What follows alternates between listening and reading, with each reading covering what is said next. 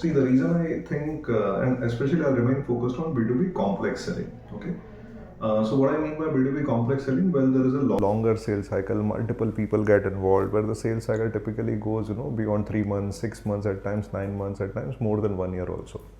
So now, what has happened, right? Typically, that first meeting, or I would say initial meetings, go pretty well, because from the seller's organization side, some of the senior touch points, subject matter experts get involved, and those initial meeting goes brilliant. Customer also is receptive. Customer side also, probably few or multiple people get involved in that initial meeting, and the meeting goes brilliant.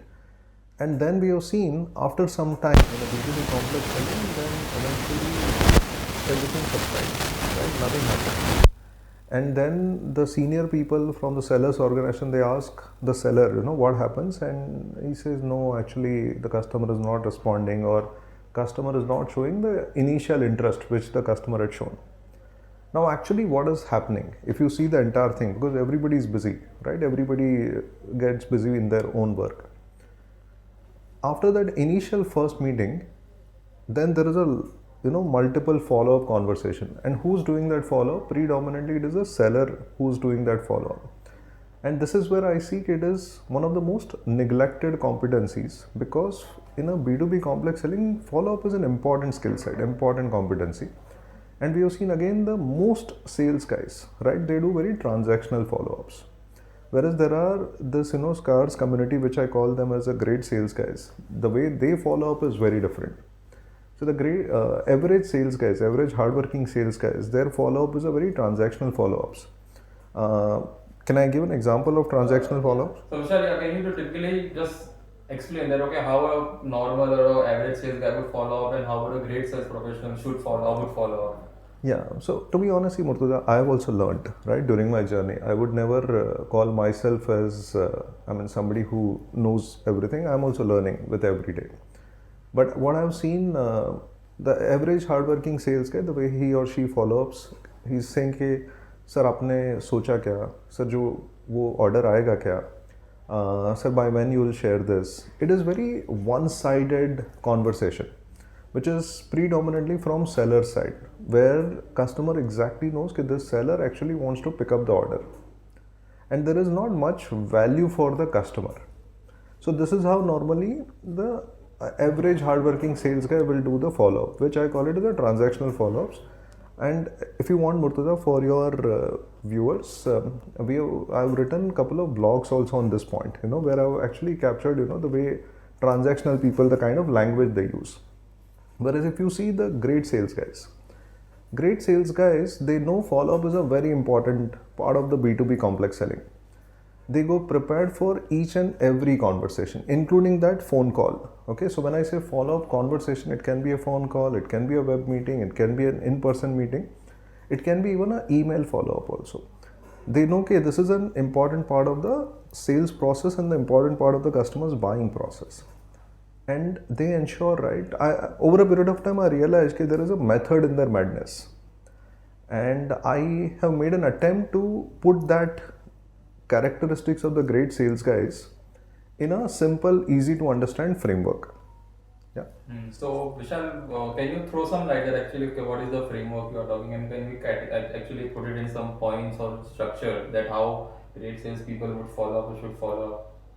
Okay. So, the way I would say, there are like a 4 distinct steps, or I would say the guidelines or underlying principles. Yeah, whatever we can say.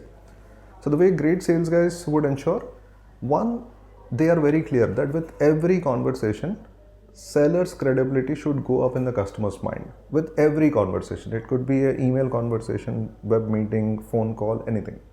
So that is the first one.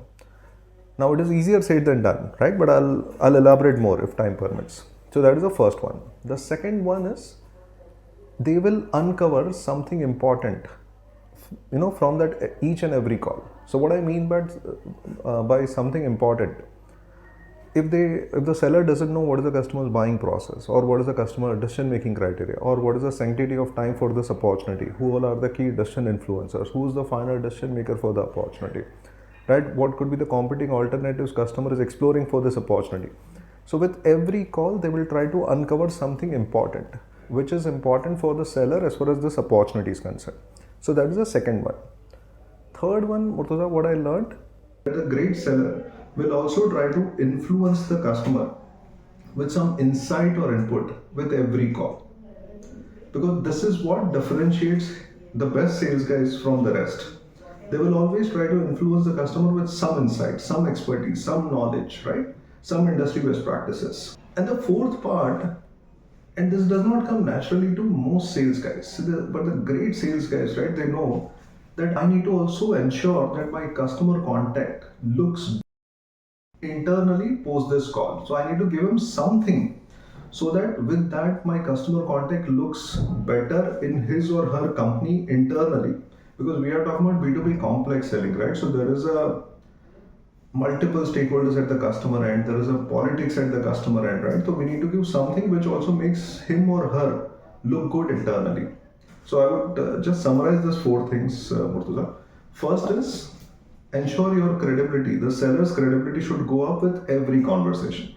Second, seller ideally should try to uncover something important for his or her sales opportunity from every conversation. Third, seller should try to influence the customer contact with some insight, some input, right? And important insight, important input. And fourth, the seller, the great sales guys ensure that his or her customer contact looks better in their internal company post that call. Yeah, and if you see, if that happens, after that, the customer contact also is looking forward to picking up the seller's call. And this is where over a period of time, the customer contact starts not only liking the great sales guys, but also starts respecting the sales guy. Whereas most other average hardworking sales guys, a lot of customers stop picking up their calls, or they don't feel like responding to their emails or calls or WhatsApp messages because they know it's very transactional.